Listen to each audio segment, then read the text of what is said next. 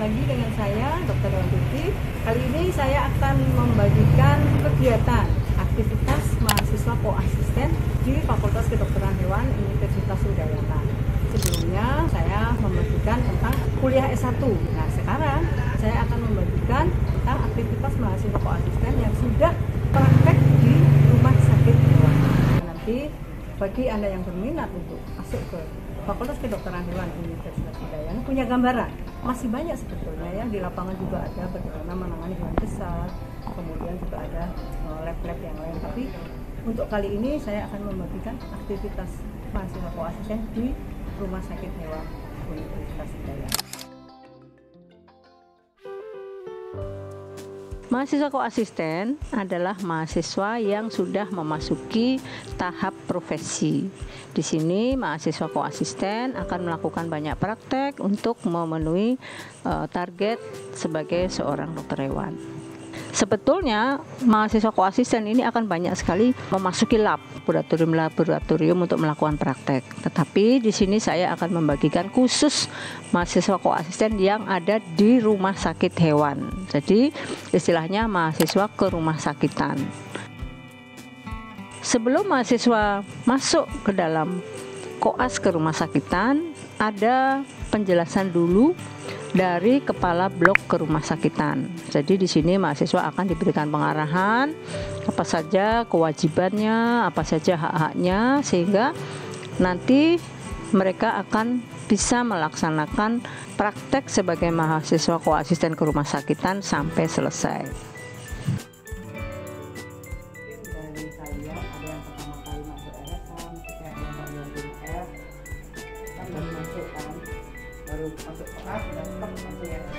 Mahasiswa koasisten wajib memakai pakaian yang memang memenuhi standar keamanan. Jas dokter atau seragam koasisten, memakai masker, glove atau sarung tangan, dan itu akan dilakukan dari awal sampai akhir pemeriksaan pasien. Jadi memang mereka ini pra dokter hewan ya, jadi mereka praktek persis apa yang dilakukan oleh dokter hewan. Tahap pertama adalah penerimaan pasien.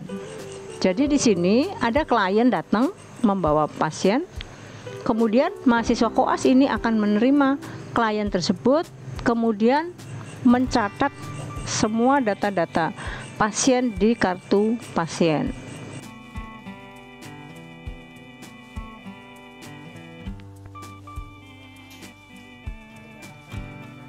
Setelah semua data pasien dicatat, kemudian data ini akan dimasukkan ke komputer. Kemudian hewan ditimbang di ruang penerimaan pasien. Selanjutnya pasien akan dibawa ke ruang periksa. Di ruang periksa, hewan akan dinaikkan ke meja periksa. Di sini koasisten akan memeriksa pasien di bawah pengawasan dokter hewan yang bertugas saat itu. Mahasiswa koasisten bisa meminta bantuan rekan koas yang lain atau yang punya pasien untuk membantu memegang. Pemeriksaan yang dilakukan oleh mahasiswa koas antara lain mengukur suhu tubuh, kemudian menghitung detak jantung, menghitung frekuensi nafas. Setelah itu dilakukan pemeriksaan fisik secara menyeluruh. Antara lain yang diperiksa adalah kondisi umum dari pasien. Kemudian kondisi mata, telinga, alat-alat pencernaan, alat-alat pernafasan, alat-alat perkencingan, alat-alat peredaran darah, dan keadaan selaput lendir. Setelah semua pemeriksaan fisik selesai dilakukan, apabila ada dugaan atau dicurigai penyakit tertentu, maka dilanjutkan dengan pemeriksaan penunjang. Apa saja yang bisa dilakukan dengan pemeriksaan penunjang? Yang pertama adalah ronsen. Jadi koas, mahasiswa koasisten akan membawa pasien ke ruang radiologi. Di sini nanti ada meja untuk membaringkan pasien, kemudian alat-alat radiologi, dan mahasiswa yang bertugas akan memakai pakaian pelindung yang memang syarat agar aman dalam melakukan pemeriksaan ronsen.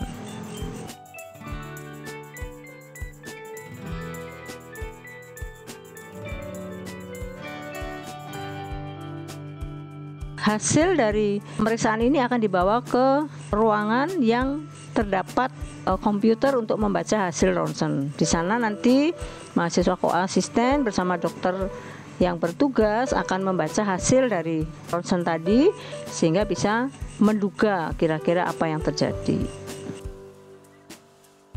Pemeriksaan penunjang berikutnya adalah USG atau ultrasonografi. Di sini pasien juga dibawa kemudian diperiksa memakai alat-alat yang ada di mesin USG. Kemudian hasilnya akan terpampang di layar.